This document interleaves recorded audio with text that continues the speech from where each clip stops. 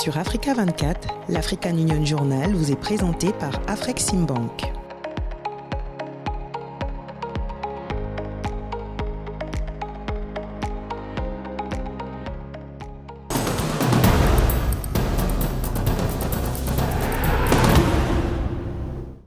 Merci d'avoir choisi Africa 24 pour vous informer. Madame, Messieurs, bienvenue dans cette nouvelle édition de l'African Union Journal, votre magazine hebdomadaire consacré à l'actualité au sein de l'Union africaine. Et pour ce numéro, focus sur le défi de la mobilisation des financements pour le développement des infrastructures sur le continent.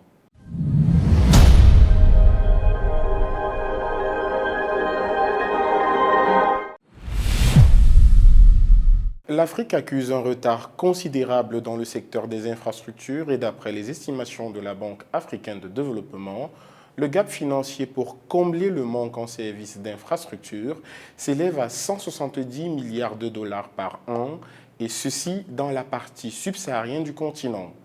Les leaders africains œuvrent à la mise en place des stratégies et d'un programme de développement des infrastructures à l'échelle régionale et continentale. Philomène Tine pour les détails.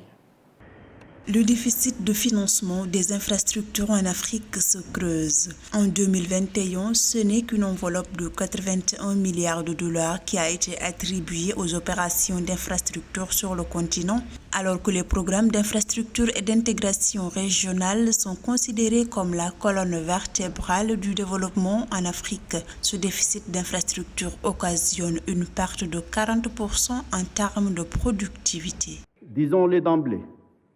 Les infrastructures constituent le socle, le nœud gordien des problématiques du développement en Afrique.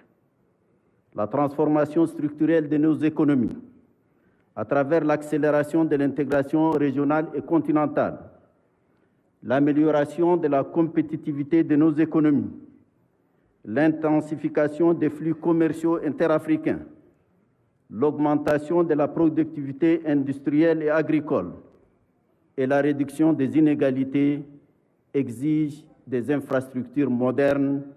Sur le plan des projets d'infrastructure ou les projets d'intégration régionale, certains pays africains ne manquent pas d'apporter une contribution efficace pour le développement du domaine des infrastructures. Dans cette perspective, l'Algérie est considérée comme la locomotive du développement en Afrique. Je voudrais encore une fois réitérer l'engagement de l'Algérie pour ensemble que nous travaillons pour avoir des infrastructures au niveau du continent africain. Du haut de cette tribune, je voudrais également dire que l'Algérie est prête à collaborer avec tous les pays du continent pour développer des infrastructures nationales mais également continentales dans toutes les régions du continent. L'urgence est d'accélérer l'intégration africaine. La zone de libre-échange continentale africaine serait le mécanisme d'intensification des efforts pour atteindre les objectifs fixés dans le cadre du développement des infrastructures en Afrique, selon l'avis des dirigeants continentaux. Il faut penser à la ZLECA, au commerce africain et les autres initiatives. Et je suis heureux de dire que nous pourrons soutenir dans les négociations et les protocoles sur les services commerciaux et les protocoles d'investissement, parce que cela permettra de renforcer les capacités des entrepreneurs africains. Le manque à gagner en termes de croissance économique est estimé à 2% par an en raison du déficit infrastructurel du continent. Les retards se font notamment sentir dans les secteurs des transports, notamment les routes, les ports, les chemins de fer et plus encore de l'électrification, de l'eau et des technologies de l'information. Réunis lors du deuxième sommet de Dakar sur le financement des infrastructures en Afrique, les 2 et 3 février 2023, les dirigeants africains ont identifié l'énergie, le transport ferroviaire, le numérique et l'hydraulique comme domaines prioritaires de financement pour le développement infrastructurel du continent. Et le programme pour le développement des infrastructures en Afrique, Plan d'action prioritaire 2, PIDA-PAP 2, vise la transformation de 25 corridors en infrastructures intelligentes, ceci à travers la digitalisation des procédures de commerce sur le continent. Et l'Union africaine veut lever 162 milliards de dollars pour l'atteinte de ses objectifs à l'horizon 2030. Plus de précisions dans ce reportage de Nathalie Mo. Un continent de plus en plus intégré, uni, fondé sur les idéaux du panafricanisme, c'est l'un des objectifs de l'agenda 2063 de l'Union africaine. Le programme pour le développement des infrastructures en Afrique, Plan d'action prioritaire 2, PIDAPAP2, est le mécanisme de l'organisation panafricaine qui permet de matérialiser cette vision. Réunis lors de la 2e édition du sommet de Dakar sur le financement des infrastructures en Afrique, les 2 et 3 février 2023, les dirigeants africains ont identifié l'énergie, le transport ferroviaire, le numérique et l'hydraulique comme domaines prioritaires de financement dans le développement infrastructurel du continent. Mobilize 162 billion US dollars for project design. Nous sommes ici pour lever 162 milliards de dollars pour la conception, la préparation de nos 69 projets PIDAPAP2, approuvés par les chefs d'État et de gouvernement de l'Union africaine. Nous, en tant qu'agence de développement de l'Union africaine, ainsi que nos partenaires, sommes chargés de respecter cet engagement d'ici 2030. Lors de cette 2e édition du sommet, alors qu'il ne reste que 7 ans, nous sommes ici pour galvaniser la volonté politique afin de résoudre les goulots d'étranglement politique et réglementaire qui empêchent les projets PIDA d'atteindre la clôture financière. Regulatory bottlenecks that prevent PIDA projects from reaching financial closure. L'une de ces entraves, reconnue par le haut représentant pour le développement des infrastructures en Afrique de l'Union africaine, Raila Odinga, réside dans les capacités du financement public à couvrir les besoins infrastructurels du continent. La solution pour lui est de promouvoir les partenariats publics-privés pour le développement de l'Afrique. Il préconise que les États s'engagent à gagner la confiance des investisseurs privés. Privé en général, un peu timide par rapport aux risques. Donc, il faut voir les voies et moyens pour minimiser les risques pour que le secteur privé puisse investir en Afrique. Il y a des études de cas qui peuvent être considérées comme des réussites où le secteur privé a rallié la cause et a investi dans les infrastructures et cela a été une aventure réussie. C'est vrai que c'est dans l'ordre des activités commerciales, donc le secteur privé prend des mesures. Il y a, par exemple, la bureaucratie, la corruption, qui sont des facteurs qui font peur au secteur privé. Et il faudrait apporter des solutions à ces facteurs pour pouvoir mieux les attirer. Le déficit infrastructurel est un défi pour l'Afrique. Chaque année, le continent affiche des besoins en infrastructures de 130 à 170 milliards de dollars. Pourtant, le manque de financement s'élève à 100 milliards de dollars. Pour combler ce gap, l'Union africaine appelle à une synergie d'action autour des sources de financement possibles. L'organisation régionale africaine invite ses partenaires internes, externes et sous-régionaux à tous investir dans la réalisation des projets du PIDAPAP2 en priorité, des initiatives nécessaires pour la pleine intégration de l'Afrique à travers notamment la zone de libre-échange continentale africaine. Nous encourageons nos partenaires qui veulent collaborer avec l'Afrique dans le développement des infrastructures à explorer les 69 projets du PIDA et à identifier ce qu'ils peuvent financer. Nous comprenons que tous les partenaires, en fonction de leurs priorités, ne voudront pas soutenir 69 projets piliers, mais ce serait déjà une excellente idée de les examiner afin de nouer un partenariat gagnant-gagnant avec l'Afrique. Le PIDAPAP2 est le 2e plan d'action prioritaire du PIDA pour la période 2021-2030 au service de la vision de l'Union africaine. Dans le domaine du transport notamment, ce mécanisme vise à générer des gains d'au moins 75 milliards de dollars par an grâce à la transformation de 25 corridors prioritaires intra- et interrégionaux en infrastructures intelligentes à travers la digitalisation des procédures de commerce sur le continent.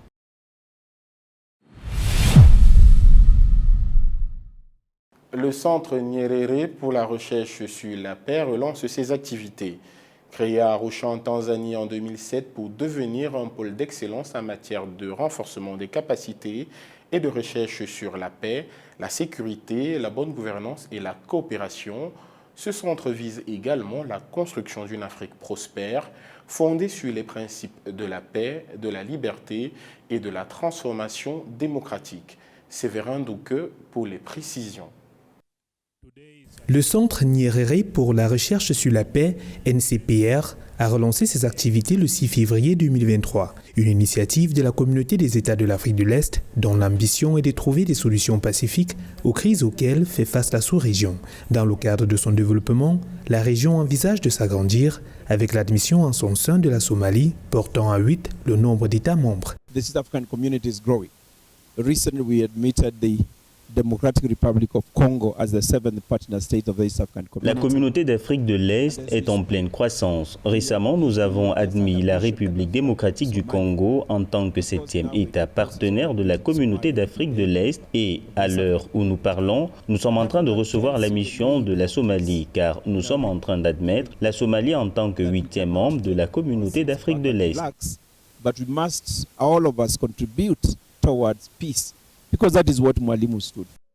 Créé en 2007, le centre, qui est spécialisé dans la recherche, est conçu pour aider l'EAC à entreprendre des recherches opportunes, pertinentes et empiriques sur les questions de paix et de sécurité dans la région, garantissant ainsi que les décisions politiques adoptées au niveau de l'EAC sont conformes aux autres instruments juridiques internationaux.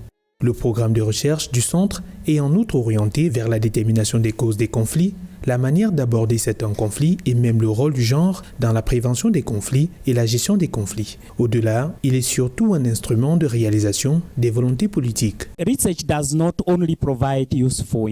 La recherche ne fournit pas seulement des informations utiles pour le processus de prise de décision. Elle est aussi un moyen approprié pour trouver des solutions locales à nos propres problèmes. Grâce à la formation et à la recherche, nous sommes capables d'inventer, d'innover, de co-créer des idées et d'en faire une réalité. Le centre a été baptisé du nom du premier président tanzanien, Nyerere Julius, pour ses actions en faveur de la paix. Il a notamment joué un rôle essentiel dans l'union du Zanzibar et de l'ancien Tanganyika qui a formé l'actuelle Tanzanie. Le centre épouse la vision de l'homme d'État d'une Afrique de l'Est prospère fondée sur des principes de la paix, de la liberté et de la transformation démocratique. Un engagement pour lequel la prospérité le célèbre à travers le centre et ses actions. Je voudrais me remémorer quelques souvenirs de lui en tant que père. Il était si bon en tant que père de famille. Si vous aviez un cancer, il était si bon. Si vous vouliez commettre des crimes contre l'humanité, il était opposé. Si vous vouliez vous enrichir rapidement, il n'était pas gentil. Mais pour l'humanité, je me souviens toujours de lui. Pour l'humanité, il pensait toujours à l'humanité. If you want to get rich so quickly, he wasn't very good. But to humanity. Le Centre Nyerere pour la recherche sur la paix, qui reprend du service après une interruption de 10 ans, est le résultat d'un partenariat entre l'UEAC et l'Arcadia University des États-Unis et l'American Graduate School de Paris en France.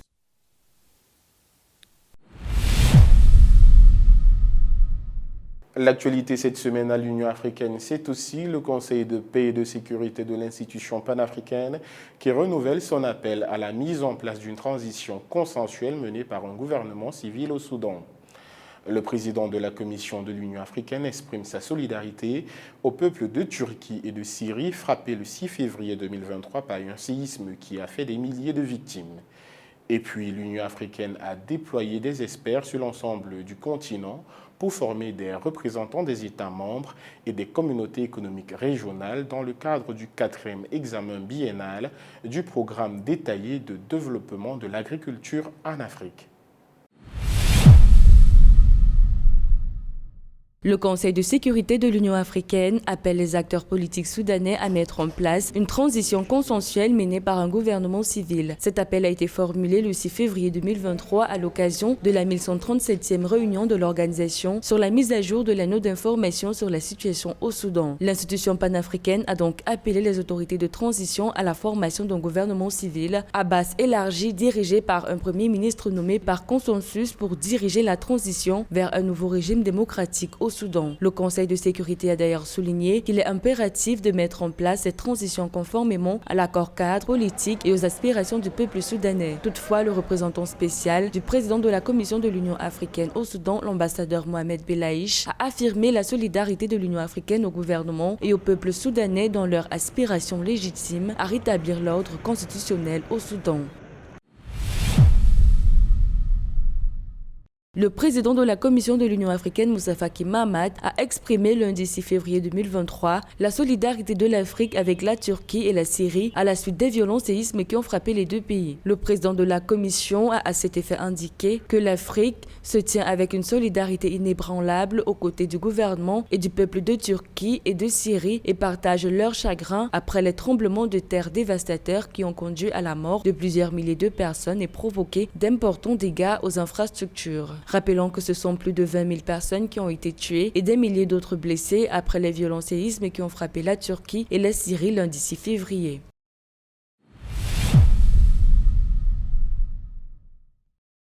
Pour faciliter la collecte de données et l'établissement de rapports sur les progrès de la mise en œuvre des objectifs de la déclaration de Malabo de 2014, notamment sur le programme détaillé de développement de l'agriculture en Afrique, l'Union africaine a déployé des experts sur tout le continent africain pour former des représentants sélectionnés des États membres et des communautés économiques régionales dans le cadre du 4e examen biennal du dit programme. Ces représentants sont issus de l'Union africaine, des États membres, des communautés économiques régionales, de diverses organisations et institutions, notamment des universités de la recherche agricole nationale et régionale et des services de conseil agricole. Ces formations, selon l'institution, permettront de partager les moyens d'améliorer le financement des investissements dans l'agriculture, d'éliminer la faim en Afrique d'ici 2025 et de réduire de moitié la pauvreté d'ici 2025 grâce à une croissance agricole inclusive. Ces formations sont dirigées par la Commission de l'Union africaine et l'Agence de développement de l'Afrique en collaboration avec des partenaires.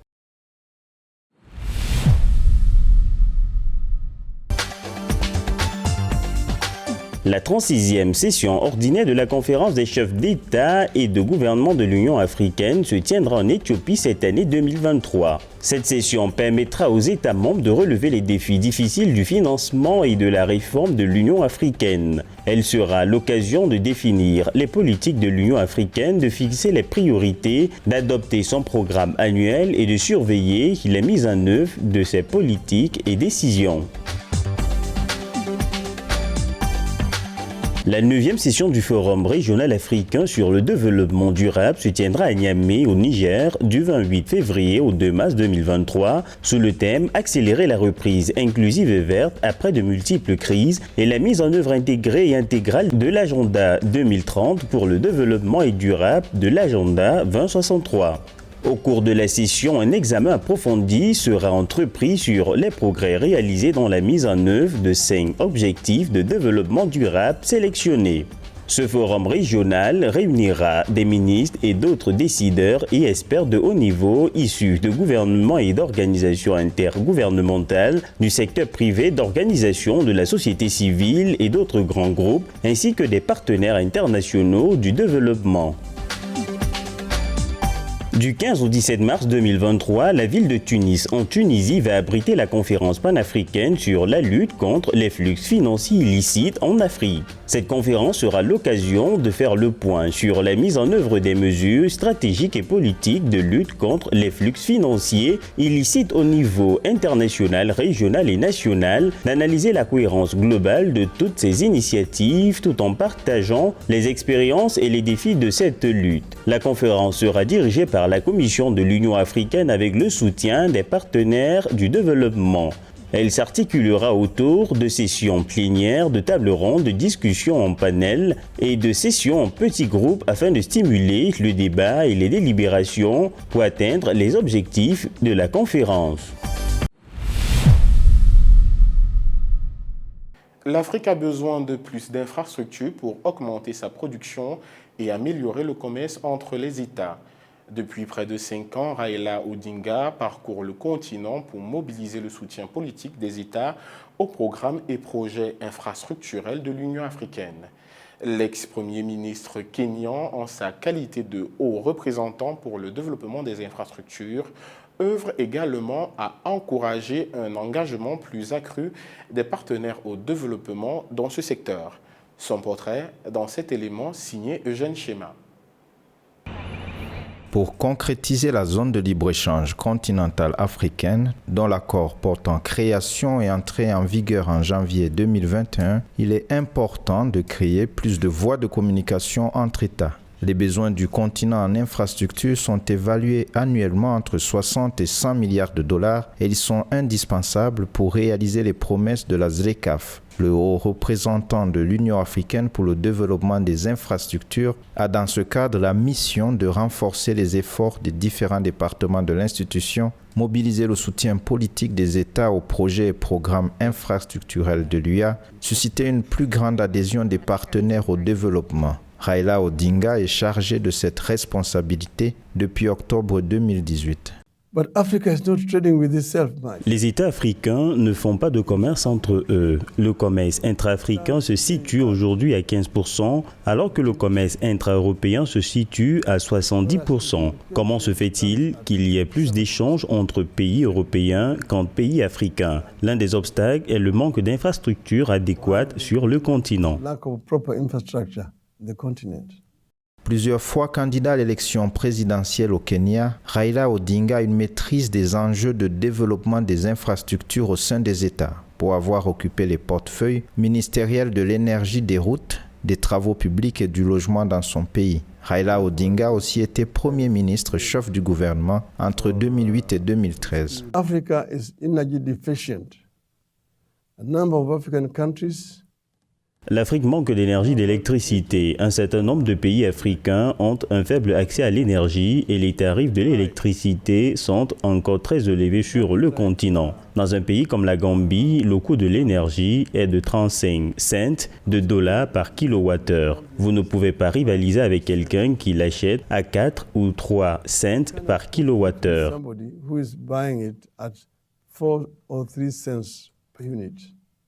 Pour réaliser l'agenda 2063 de l'UA, qui vise à faire de l'Afrique un continent intégré, prospère, avec un meilleur niveau de vie pour l'ensemble de la population et des infrastructures de classe internationale, le continent doit réussir le pari de la mobilisation des financements nécessaires à son développement, avec des voies ferrées, des routes, des centrales électriques et des infrastructures numériques. Pour Raila Odinga, il faut mobiliser toutes les sources, fonds souverains, assurances, fonds de retraite et le secteur privé.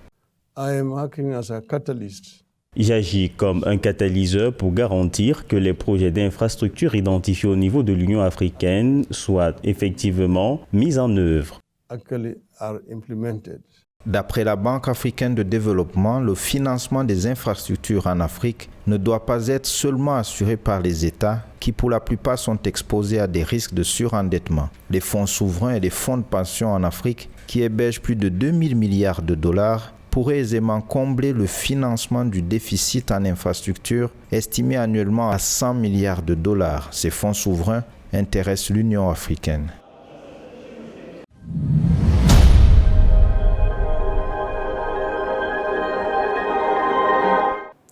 Cette édition de l'African Union Journal a été préparée par l'ensemble de la rédaction.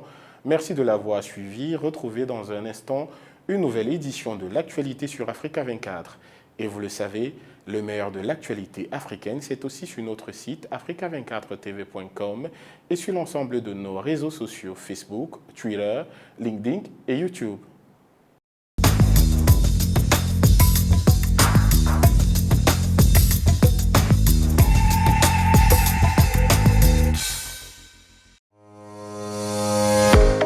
Sur Africa 24, l'African Union Journal vous est présenté par Afreximbank.